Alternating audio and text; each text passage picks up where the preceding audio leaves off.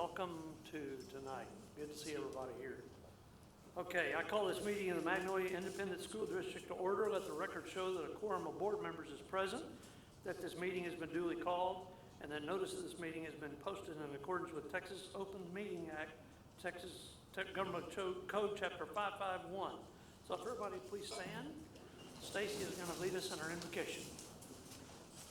Good evening. It's a long-standing tradition at Magnolia ISD school board meetings that we begin with a prayer. If you felt led to do so, please join us.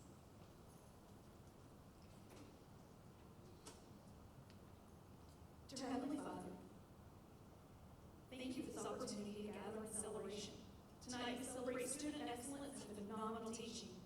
We celebrate our district's successes and ask for your guidance to improve what we can do better. Please help us to never forget that we are making decisions for your children. We need you, Lord. We need you. We ask for you to heal our nation. We need love and kindness and truth to rise above the easy emotion of hatred. In Ephesians 6, you tell us of the clothing we need as tools to stand against evil. Let us leave here this evening clothed in the armor of God, the belt of truth, the breastplate of righteousness, the shoes of peace, the shield of faith, the helmet of salvation, and the sword of the Spirit. Heavenly Father, let your voice be the sound we hear, your presence be the spirit we feel, and your vision be our guiding light. In Jesus' precious name we pray, amen. Amen. Thank you. Kai and Anna, you all want to come do our pledges? Which one's doing the U.S. pledge? Is that you? Okay, perfect. You'll lead us off, and then Kai will take over after. Hi, everyone. I pledge allegiance to the flag of the United States of America and to the republic for which it stands, one nation, under God, indivisible, with liberty and justice for all. Thank you. On the Texas flag, I pledge allegiance to thee, Texas, one state, under God, one and indivisible. Anna, if you'd have a seat. Kai, stay up here, please.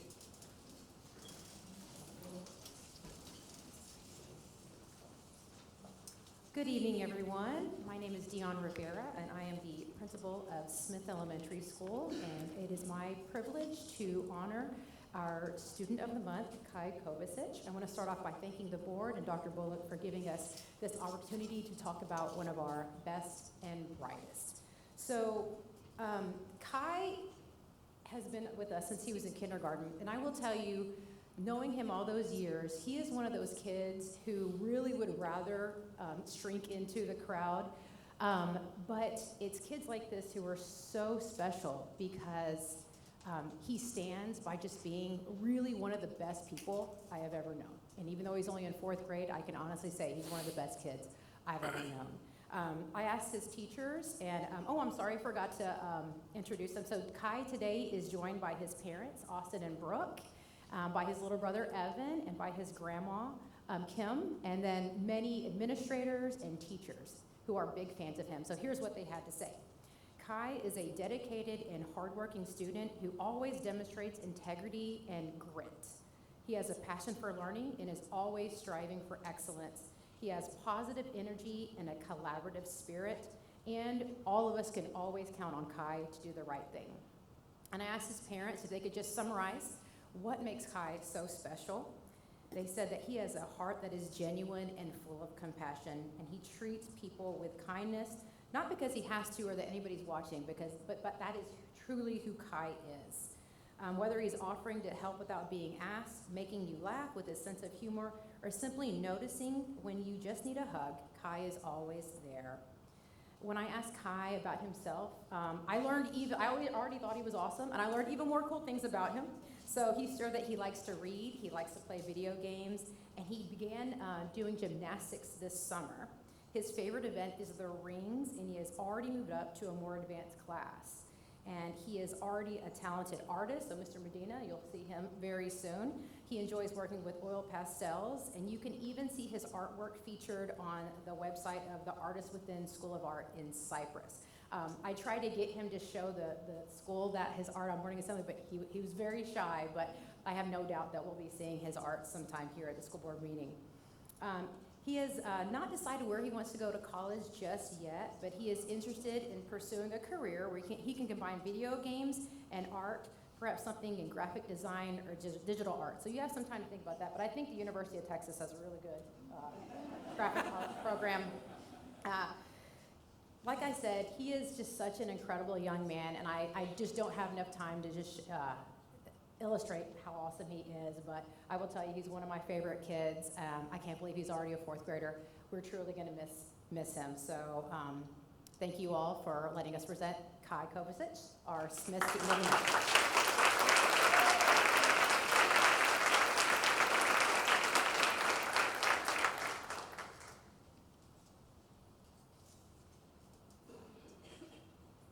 All right, good evening. I'm Jason Morley, principal at Magnolia West. Dr. Bullock, members of the board, thank you for allowing us to be here tonight. I'm going to steal a line from Dr. Stevens. This is my 5th Student of the Month, and I'm pretty sure this is my favorite one that I've done. Anna Thompson. I'm honored to present the Magnolia West High School Student of the Month, Anna Thompson. Anna is joined this evening by her sister-in-law, Aurora Guillory, her twin sister, Samantha Thompson, and her manager from Rudy's Barbecue, Courtney Bonds. I also see a lot of West Nation folks over here. It's pretty impressive to get high school teachers out because about 8 o'clock they turn into pumpkins. So this is outstanding. Anna's an IB diploma candidate, student council president, National Honor Society president, has 260 volunteer hours, and works a job at Rudy's to help make ends meet. After high school, Anna plans on majoring in neuroscience to study neurological conditions for which a cure has not yet been found. Anna is undecided on which university she will attend. She has applied to several different ones. However, Rice University remains her top choice. So when we told Anna that she was going to be the Student of the Month, we called her down to Ms. Faltisek's office. It was Ms. Faltisek, Ms. Vaccaro, our IB coordinator, myself, and Anna, who you can tell never gets in trouble, thought she was in trouble. She said, I've never had to have a meeting with the principal before. So we go in, and I'm kind of explaining everything. You know, look, life has thrown you a lot of trials and tribulations and obstacles, and you could have easily been average. You could have been ranked number 300 in the class. You could have done all on-level classes, but she chose to be an IB diploma candidate. And she chose, and I'm telling her this, right? And I'm like, you were number 7 in the class because you worked your tail off. And she kind of starts raising her hand a little bit, and I can tell that she wants to interrupt me. And I was like, yes. She goes, actually, I'm number 6 in the class. And so I thought we were having a principal-student moment there. She ruined it. But then I sent an email to her teachers, and I said, hey, tell me a little bit about Anna from your experiences in class. And within about 15 minutes, I had a response from every one of them, to the point where I thought I was going to have to go check and see if we're actually teaching or if we're just checking emails. We were teaching, Dr. Bullock, I promise. But I want to read some of the things that they said, because they've had a lot more, a closer experience with Anna. And so Ms. Zachary says, she certainly could have given up or changed her course with all of the craziness life has thrown at her. She has kept her sense of humor, and she is rock solid. She is a hard worker at her job and definitely at school. She is a good friend and human. I am so glad the universe gave us 2 of her, since she is a twin. Shout out Samantha. Student of the Month, probably Student of the Year, and definitely one of the most moving student stories ever. Ms. Vaccaro says, Anna's an IB diploma senior, and at the end of her junior year, she founded the Bridge Group, a mentoring program for the incoming IB juniors, because she knows firsthand how tough that journey can be. Even while navigating major challenges in her own life, she wanted to make sure no one else felt alone or overwhelmed. This group gives students a space to feel supported, encouraged, and reminded that they can push through when things get tough. She is also training the next student leader to take over the group after she graduates, ensuring that the supportive, encouraging community she created will continue to thrive. Ms. Byrne says, for me, when I think of Anna, I see an academically strong individual. She often goes the extra mile in her daily work and in her support of her friends. And as empathetic, observant, organized, she is a strong leader in class and with her peers. I enjoy our conversations and watching her grow in these amazing qualities. Anna's determination and can-do attitude are an inspiration. I feel privileged to have been her teacher for 2 years. And then finally, Mr. Breach says, Anna is a remarkable young woman. Anna is a bright light in what seems like a very dark world. She is extremely focused and driven when it comes to school. For those lucky enough to know her, she is a loyal friend. As a teacher, it has and continues to be my privilege to have her in class every day. High school teachers are normally not that effusive in their praise, I'm just saying, okay? So Anna is a very special individual. We're very proud of her. Anna, thank you for everything that you have done for Magnolia West, and thank you for everything you will continue to do for Magnolia West. Anna Thompson.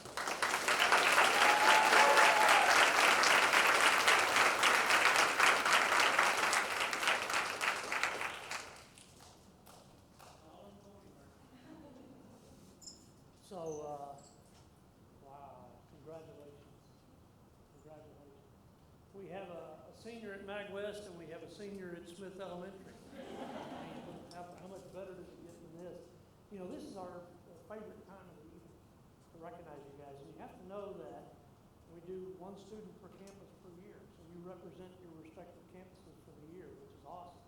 And it sounds like we've got discoveries that we've never don't always even know exist in neuroscience, and then we've got a young Pixar expert coming around the corner. So we just can't wait to hear what you guys do.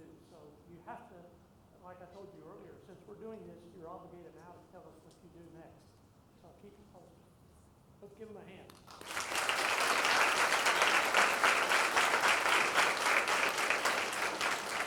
And we want to thank HEB and Chick-fil-A for what their little goodie bags are about to do.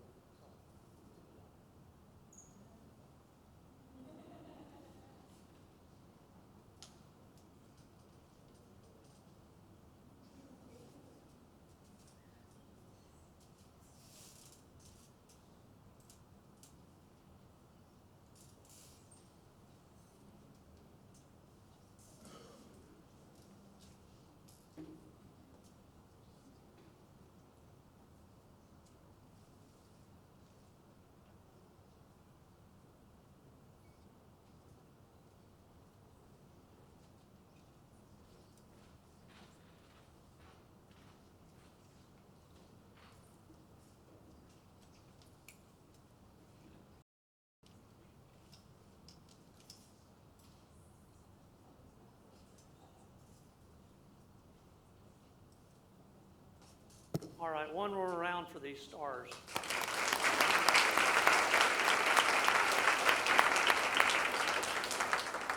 The floor is yours, Mr. Medina. Thank you, Mr. Blizzard. Good evening, members of the board. Dr. Bullock. Good evening, ladies and gentlemen. My name is Robert Medina. I serve as Director of Fine Arts here in Magnolia. I'm here tonight to recognize our district's art department, grades pre-K through 12, on their latest statewide achievement. Magnolia ISD has received for the third consecutive year the District of Distinction Award from the Texas Art Education Association, TAEA. TAEA recognizes districts exhibiting outstanding leadership in promoting the arts in their district and community. Magnolia ISD's art department submitted all materials to meet the criteria of the year-long comprehensive 14-point rubric. Over 1,200 districts in Texas were eligible, but only 109 districts met these high standards, indicating their visual art program is in the top 8% of the visual art programs in the state of Texas. What makes this recognition particularly significant is that it highlights the extraordinary efforts happening in every art classroom within our district. It reflects the dedication of our teachers who deliver innovative and high-quality instruction, as well as the creativity of our students, like Kai. And these students express through their learning their artistic pursuits. It's fascinating. This award also emphasizes the invaluable support from our district leadership and community, who recognize that the arts are not merely an addition, but essential for cultivating well-rounded and critical thinkers.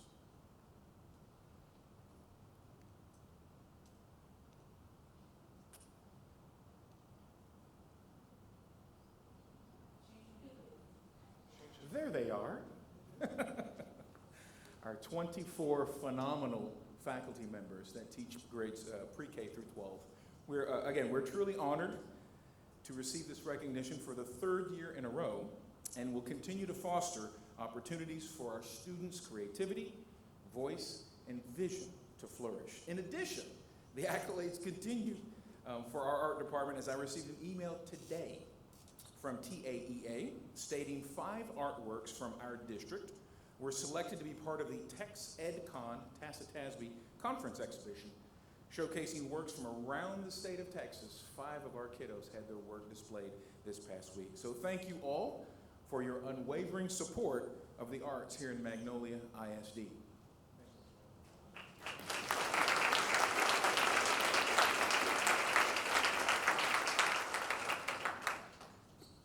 Thank you, sir. Ms. Myers, you're next, I think.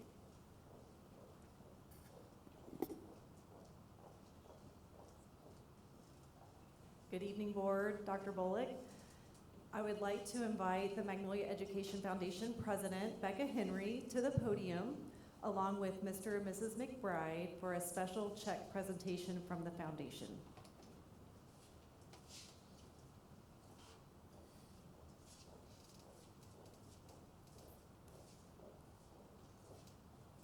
Good evening, school board members, Dr. Bullock, for allowing us to be here tonight to represent the Magnolia Education Foundation at tonight's meeting.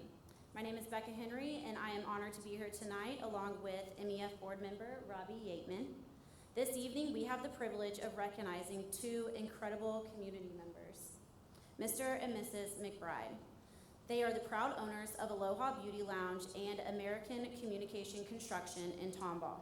The McBride family built their business from the ground up, and their support, encouragement, and generosity are having lasting impacts and inspiring our students every day.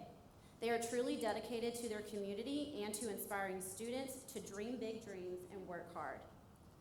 Their continued partnership with our foundation, we are thrilled to announce a major gift of support to our CTE Cosmetology Department. At this time, I would like to invite Dr. Campbell, Director of CTE, Ms. Hadley of Magnolia High School and Principal Albritton of Magnolia High School, Ms. Buck of Magnolia West High School and Principal Morley of Magnolia West High School to come forward, please.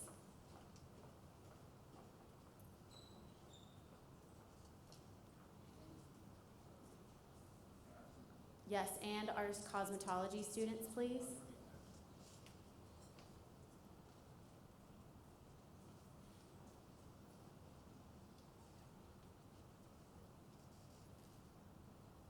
On behalf of the McBride family and the Magnolia Education Foundation, we are proud to present a check in the amount of $40,000 to support the Magnolia ISD cosmetology program.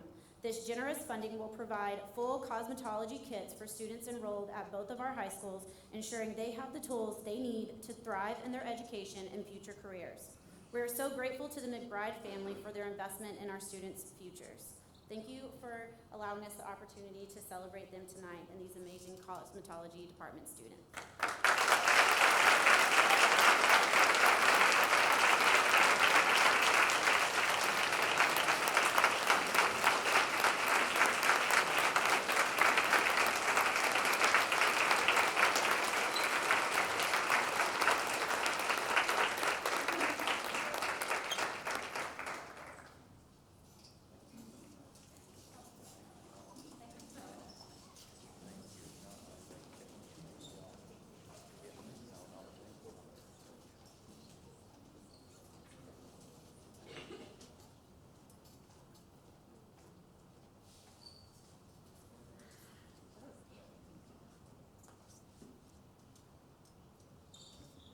Stand right here so I don't get nervous.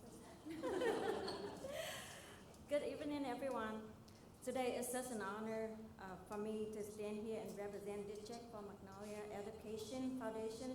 My husband and I are so proud to be able to support the cosmetology student here today.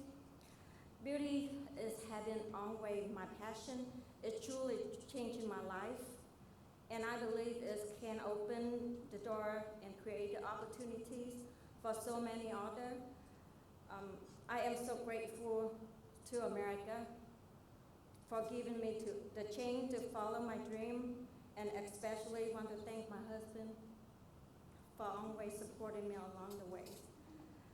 It's in my heart that this is the youth help inspire and encourage enough their students to keep going, keep learning, and keep chasing their dream. And when you graduate, if you want to gain more experience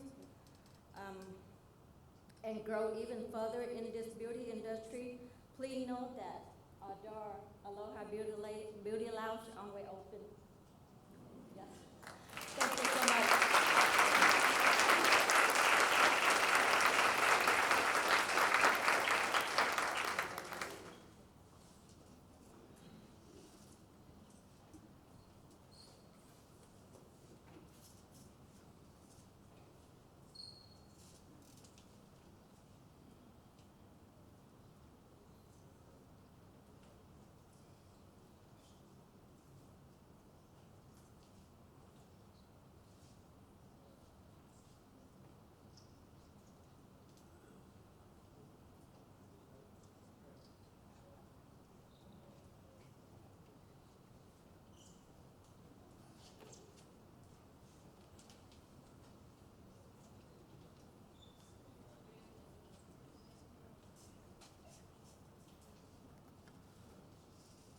Okay, while they're taking pictures over here, I want to invite you guys to the business part of our meeting. However, we're going to take a break before we start that in case you wanted to slip out and not attend that. So, time for a short break. Thank you. Okay, we're back. Can I just take a moment to thank some of our students at Mag West High School? Every month we come and we are presented with the yummiest treats and the most beautiful floral arrangement. And this month it was brought to us by the Culinary and Floral Department at Mag West High School. And you know, these gifts remind me of presents, and presents remind me of birthdays. And tonight we have a very special birthday. Happy birthday, Miss Ebel.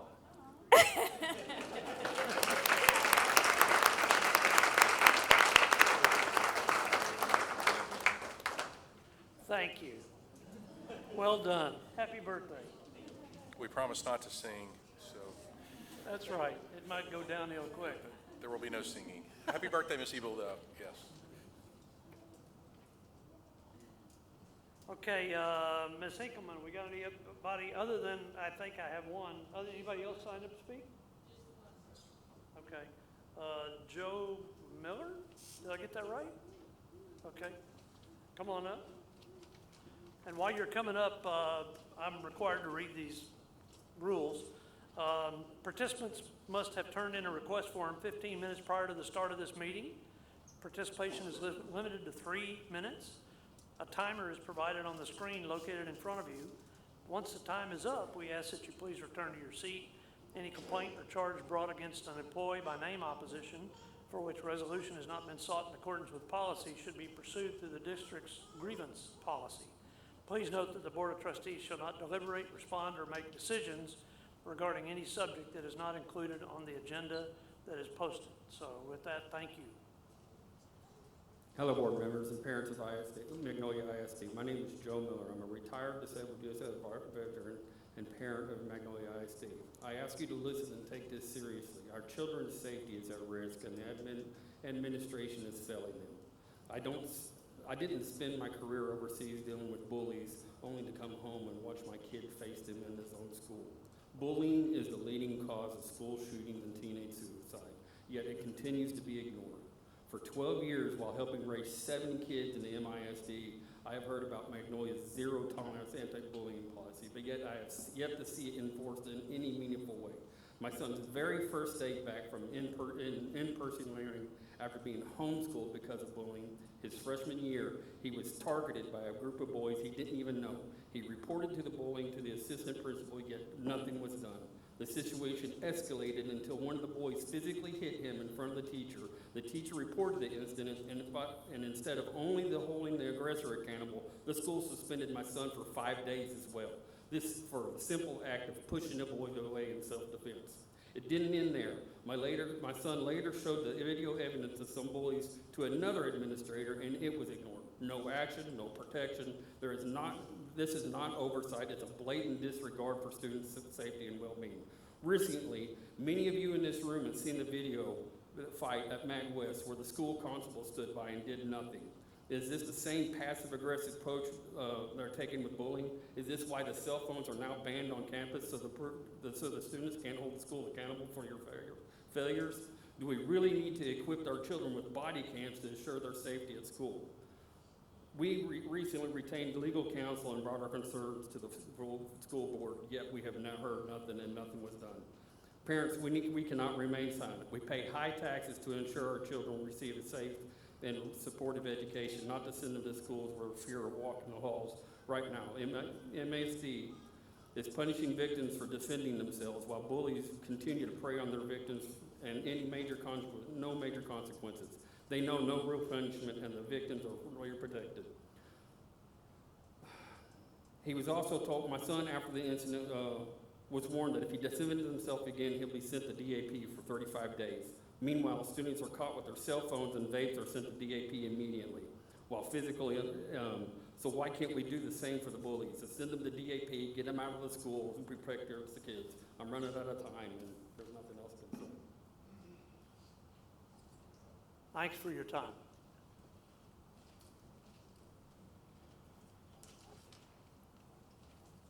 Okay, Dr. Garza, I think you're up next.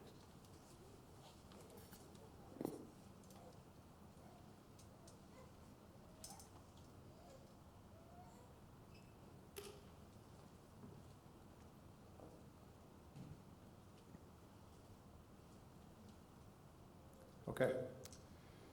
This is a little different, sorry about that. Okay, so good evening, Mr. Blizzard, Dr. Bullitt, members of the board. It's my pleasure to actually formally present our 2024-25 district accountability results. If you recall, we did this last month in the board workshop. We spent about an hour going through each domain and scores, so forth and so on. So I won't get that much in the weeds tonight on this, but we will go into some of the details a little bit. Some of the slides will be redundant from last time, just FYI, but there is new information towards the end. All right, so quick history on accountability. So if you recall, back in 2022, we received an A in 2022. The following year, TEA changed the entire accountability system, and in doing so, there was lawsuits filed across the state which delayed the 2023 ratings. The following year, 2024, there was additional lawsuits filed which delayed that year ratings as well. And so, having just completed 25, we just received all the information from 23, 24, and 25 just in the last few months. So, and in doing so, what's good about that is that we now know kind of where we're standing across the state when it comes to comparisons to neighbor districts, to districts across the state, and kind of getting some information about how states of certain size and demographics are doing as well. So it's really good information for us that I'll share later on. Okay, quick overview of the accountability system. There are 3 domains. The first domain is student achievement. I'm going to go into each one here in detail in just a few minutes. The student achievement, and that's just how kids perform in the STAR test, essentially, every year. There is a CCMR and a component for the high schools as well. Domain 2 is school progress, and that is charts how kids grow from year to year on the STAR test. It also talks about how schools do in comparison to other districts with similar eco-disc populations. And then domain 3 is called closing the gaps. What the state does is they take the best score of domain 1 or 2, and that is 70% of your accountability. And then closing the gaps, which is domain 3, is your other 30%. So, student achievement domain 1, for all of our K through 8 schools, it's very simple. This is just solely based on their STAR performance. So what the state does is they take the percent approaches plus the percent meets plus the percent masters, and they divide that total by 3, and that is your score for domain 1. That's for our K through 8 schools. For high schools, it's a little more complicated. There is a STAR performance included in that as well, but there's also what we also know as CCMR, which is a college career military readiness rate, and also a graduation rate. The CCMR rate is a lagging indicator, which means it comes from the previous year's graduating class.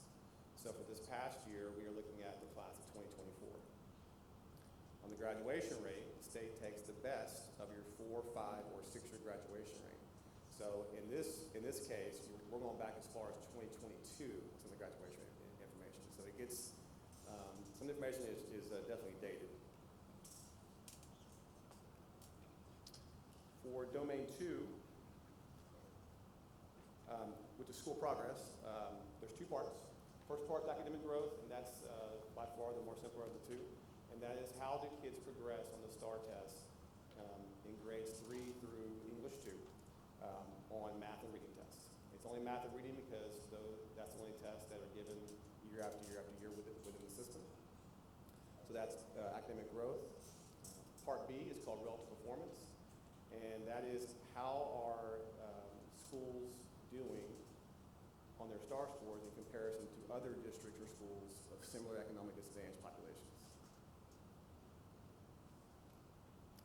And so what the state does in domain 2B is they put all the schools' scores in these bands, and basically what the state's stance is that a campus with fewer economic disadvantaged students usually has higher performance. And conversely, if you have more economically disadvantaged students, you're going to have lower performance according to the state.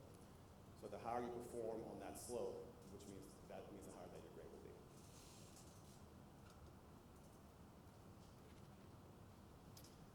Closing the gaps, which is domain 3, is by far the most convoluted of all the domains, and the score is primarily determined by how our subpops do on a variety of measures within domain 3. If you look on the right side of that table, it goes into how are certain populations doing at the means grade level, on the graduation rate, our CCMR rate, how are they growing, so forth and so on. So there's a lot going on in domain 3, but just to summarize, it's just basically how our subpopulations are doing. So, and finally, about how is our district score calculated? So in the former system, what the state did is they would take all of our STAR scores, put them in one big pot, and that was our district score. All right. They changed that in this new system, where now they take all the students in grades 3 through 12, and they add them all up, and that is our accountability subset. They then take every campus's enrollment that applies to grades 3 through 12, and that is their accountability enrollment. So for Audubon, for example, they had 196 students in grades 3 and 4 last year. So in the Audubon example, the state takes the 196, they divide it by the 11,350 students in grades 3 through 12, and that's Audubon's weight for the district score. So if they make a 90 in domain 1, for example, that 90 is multiplied by 1.7%, and that's Audubon's contribution to the district score. So basically, the district score is just a accumulation of all the campus scores all added up. And then you'll see there in my example at the bottom right that Magnolia West is the extreme example. They are the highest weighted campus in the district, and last year they were 20.7% of our district score. So for perspective, we have 9 elementaries, and I think they added up to about 17, 18%, something like that, which is less than the high school. So you see how the high schools combined play a massive role in our school accountability. I believe it's 41.5% between the two schools. So how'd we do? So this past year we were in 86. That's the highest grade we've ever received as a district, so we're pretty pleased with that performance. You'll see that we had 7 A campuses. Yeah, 7 A campuses. We had 8 B campuses and 2 C campuses. And we had a couple campuses that just missed an A by a few students. Most notably, Williams Elementary missed it by 1 student. Magnolia West missed it by, I think, 3 or 4. You also see that Rio Rancho Intermediate was right there with the 88. So our schools did fairly well, and I've highlighted in that kind of orange color what each of their highest score was that counted for them. So if you look at, let's say, Rio Rancho Elementary, for example, their highest score was 92 of those first 3 domains, domain 1, 2A, and 2B. So that 92 was their 70%, and then they got 90 in domain 3, which equated to a 91 overall. Does that make sense? Any questions on that? So distinctions. TA places schools in comparative groups. to determine distinctions. And basically what's going on here is that they group all of our schools in groups of their school plus 40 more that look like them in size, poverty rate, special education rate, and emerging bilingual rate. And if you finish, there's a myriad of indicators, but if you finish in the top 10 of these indicators, you get what they call a distinction. In our schools this past year, we earned 26 distinctions district-wide. I think the previous year we had 27, so that's one fewer than the previous year. But on this slide, I do want to recognize that Lyon and Smith Elementary got the max amount of distinctions, both grade campuses. That's fantastic. And you'll see on the secondary side, the MIS got 4 out of 6, which is really good as well. So overall, pretty pleased with that performance. In comparison to our neighbor districts, you'll see on the screen here is that this is who are large districts around us. That's usually who we compare ourselves to. You'll see we were 3rd on this list, just behind Tomball and Montgomery. It's important to know that our populations are a little bit different than both those districts. But again, anytime we can outscore Conroe and College Station, we're pretty pleased with that. And then looking at like districts. So this is districts across the state. These are the group of 7 or 8 here that look most like MISD when it comes to size and our economically disadvantaged population, our SPED rate, and our ED rate. And you'll see there that we're at the top of the list.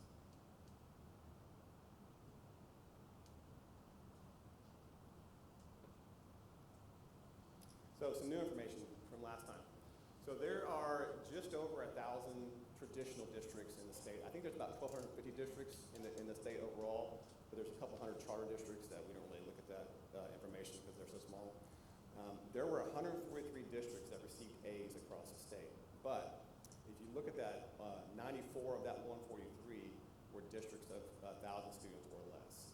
So what that tells us is that the system definitely is more advantageous for smaller districts. And you'll see that only 28 across the state received an A that had more than 6,000 or more students. And 6,000 is what we would call kind of a mid-sized district. Look on the right side, on the larger districts that were 10,000 students or more, there's 120 districts in the state that reached that criteria, and there was only 11 A rates across the state.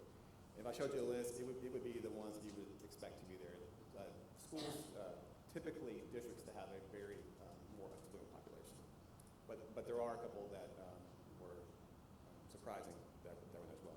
The average grade for districts of 10,000 students was 80, so ours was 86, well above the average there. And so of that group of 120, we finished 28, which is top 23%. And then if you kind of break it down even further, if you look at districts that have 10,000 students and a 40% eco-dish rate, which is more along the lines of what our district looks like, there's 94 in the whole state, and there's only 2 that received A's.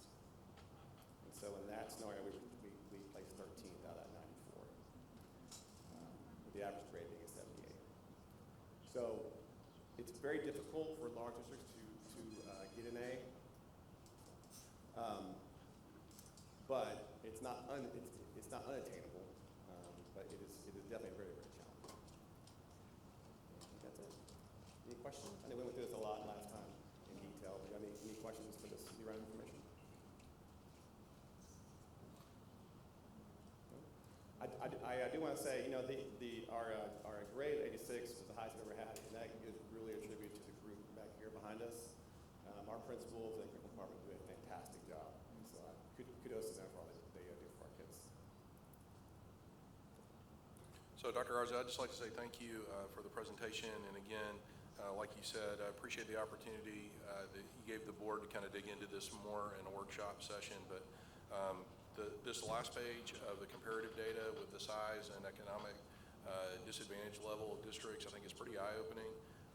Obviously we still have work to do. Sure. We're never satisfied. We always want to get better. We always want more kids to be successful. But thank you for your work. And to the principals out there, thank you guys. I think there's a lot to build on here, and I appreciate the work you guys put in on behalf of our kids. So thank you, Dr. Garza. Yes, sir, Dr. Garza, thank you. And thank you to all of the folks out here that make this happen. We we keep getting better and better, and we owe it to you. That's awesome. Thank you.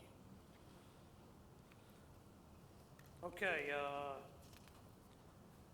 moving on to our consent agenda. This portion of the agenda consists of items to be routine and enacted by one motion unless separate discussion is requested. Is there separate discussion requested on any of these items? Everybody good? All right, then we need motion that the board approve consent agenda items A through G. Motion by Stacia, seconded by David. All in favor? All right, that motion passes. Thank you. Dr. Morris, you're next. You're on deck. Well, good evening to everyone. As we continue to wrap up the major projects associated with the 2022 bond, happy to announce that we have even more good news to share tonight with you. We are asking the board tonight to finalize the last change order for Magnolia Parkway Junior High. And the final change order is a request to decrease the gross maximum price by approximately $3.4 million. So this is not something that's surprising based on the work of Mr. Bruner. Tremendous planning efforts on his part for building a conservative budget. Excellent effort by PBK, our architects, and finally Stewart Builders for their efforts to make sure that this project came in under budget and on time. Excuse me. In terms of the utilization of the savings, and I think we've talked about this with the board before, but we will transfer the $3.4 million over to our land budget within our 2022 bond and apply the savings towards our third high school location. And great news for the district. We've kind of become accustomed to this based on the efforts of Mr. Bruner for the past 25 years or so. But it is abnormal behavior to have this happen over and over again. So we appreciate his efforts, appreciate that of PBK and of Stewart Builders. I'm happy to answer any questions.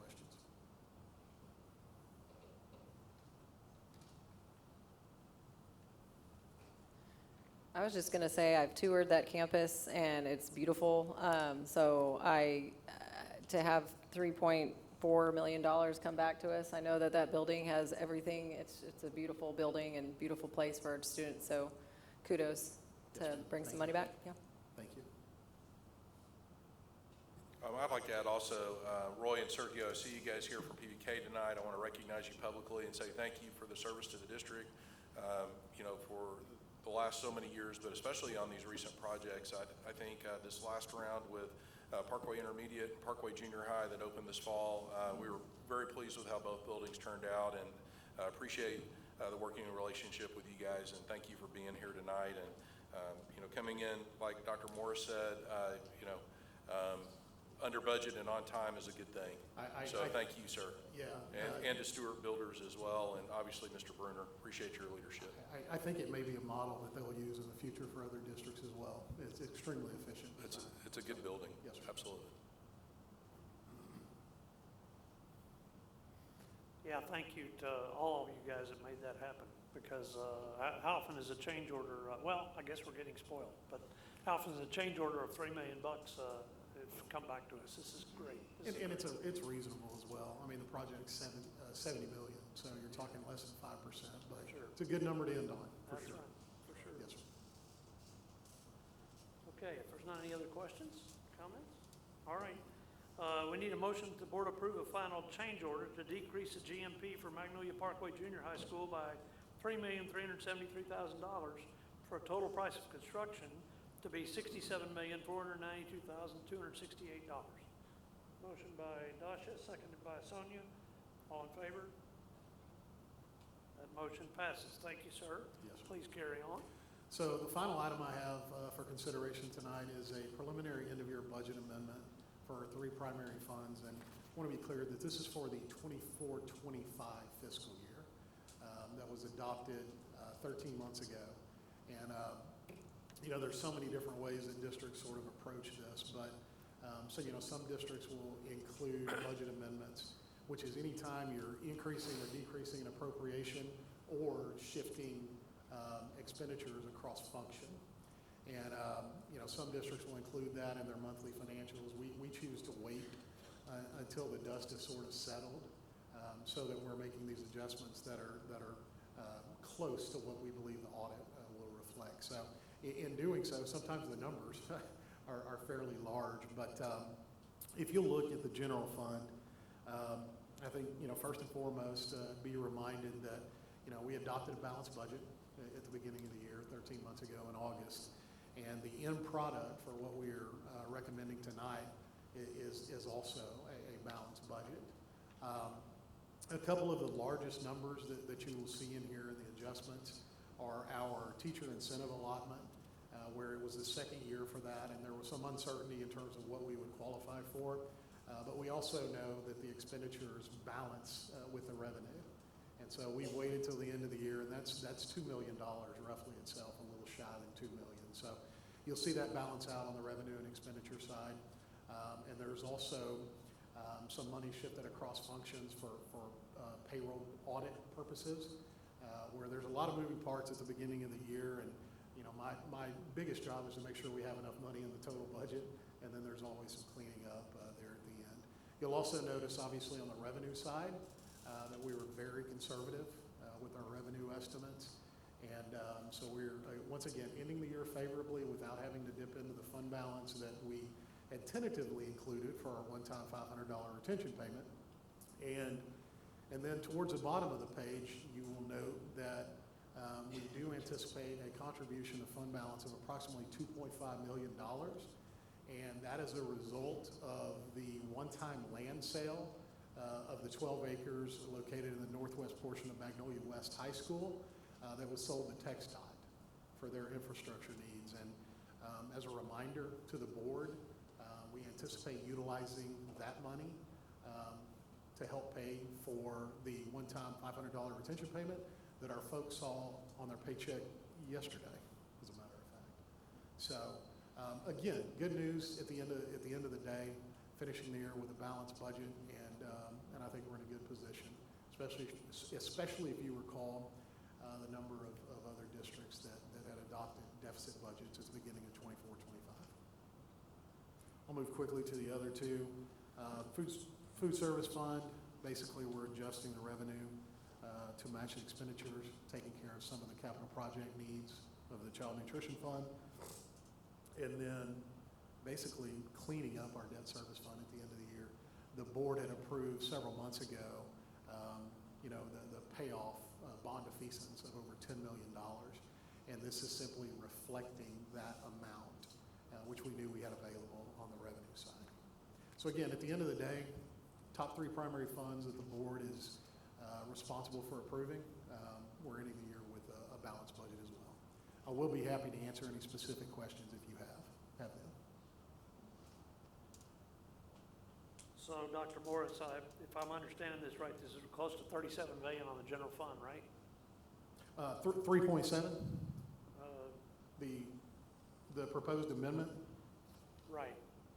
37 million? Am I getting that right? I think that's a dollar sign.